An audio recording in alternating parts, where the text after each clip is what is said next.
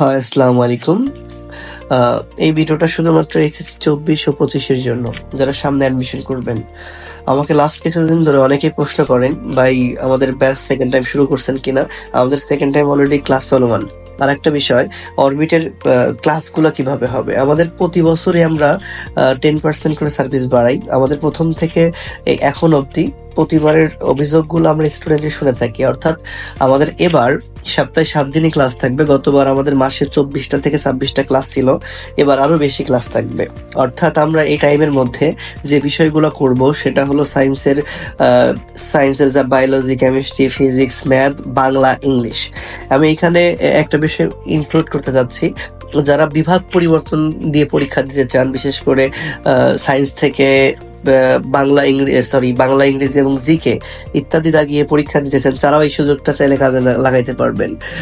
কারণ এক্সট্রা শুধুমাত্র জিকেটাই পড়তে হচ্ছে, আর আমাদের এখান থেকে বাকি সব কিছু সলভ করে দেওয়া হচ্ছে। কারণ আমি এখানে সপ্তাহে 6 দিনই ক্লাস থাকবে এবং 7 দিন হবে, সেটা মানে একটা বুস্টার তো থাকবেই সাথে।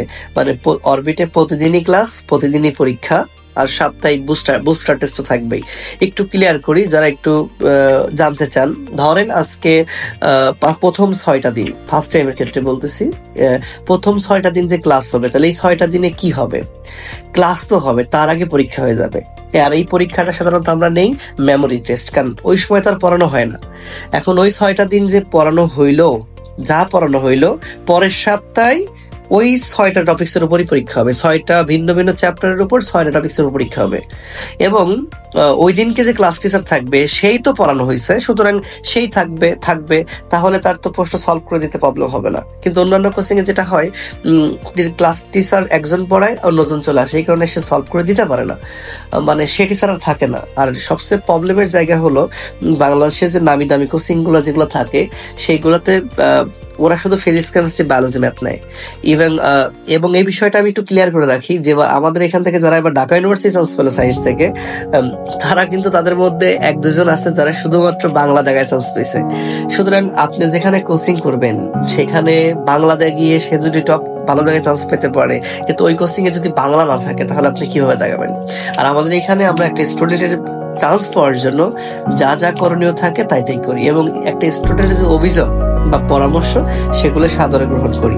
যাই হোক, যারা বাইরে কোচিং করবেন তারাও করেন ইনশাল্লাহ। সবার জন্য শুভকামনা। আর যারা অরবিটে করতে যাচ্ছেন, তবে এটা মনে রাখেন, এদের লোড সর্বোচ্চ পরিমাণ ক্ষমতা থাকলে তাহলে আসেন, তাছাড়া আসার দরকার নেই। আর আমরা প্রচন্ড পরিমাণ লোড দিয়ে থাকি এবং এটা ধীরে ধীরে বাড়তেছে। যেমন গত বছর টিচার প্যানেল থেকে এবার আরো 2-3 জন অ্যাড করা হয়েছে। টিচার প্যানেল কিন্তু বাদ দেওয়া হয়নি, বরং অ্যাড করা হয়েছে। এবং এখানে সব ধরনের টিচারই থাকবে। ইভেন আমি কেমিস্ট্রি, বায়োলজি দিতাম, কিন্তু আমিও সেই ক্লাসগুলো কমাই দিছি। মানে যারা গতবারও কোচিং করছেন, দেখেন প্রথম মাসে আমার 1-2টা ক্লাস ছিল। কিন্তু স্টুডেন্ট যদি সব টিচারই ক্লাস করবে, যারটা বেশি ভালো লাগবে তারটাই তো করবে। বিষয়টা হচ্ছে এরকম, এখানে যে যত ভালো ক্লাস নেবে তার ক্লাসের সংখ্যা তত বেশি দেওয়া হবে।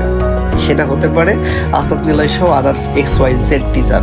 এবং অরবিটের টিচারের যারা ক্লাস নেয় তারা প্রায় 8-10 বছর ধরে ক্লাস নেয়, এবং এদের মধ্যে আমার বন্ধু সার্কেলই আছে 3-4-5 জনের মতো। যাই হোক, যারা অরবিটের সামনে কোচিং করবেন তারা চলে আসতে পারেন। আর আমাদের সেকেন্ড টাইমের ব্যাচ অলরেডি চলমান। ফার্স্ট টাইমের ব্যাচ শুরু হবে 23শে আগস্ট প্র্যাকটিক্যালের পর। প্রথমে 1-2টা ক্লাস সবার জন্য ফ্রি থাকবে, তারপরে আমাদের কোর্স শুরু হয়ে যাবে। ওকে, সবাই ভালো থাকুন, টেক কেয়ার, আল্লাহ হাফেজ।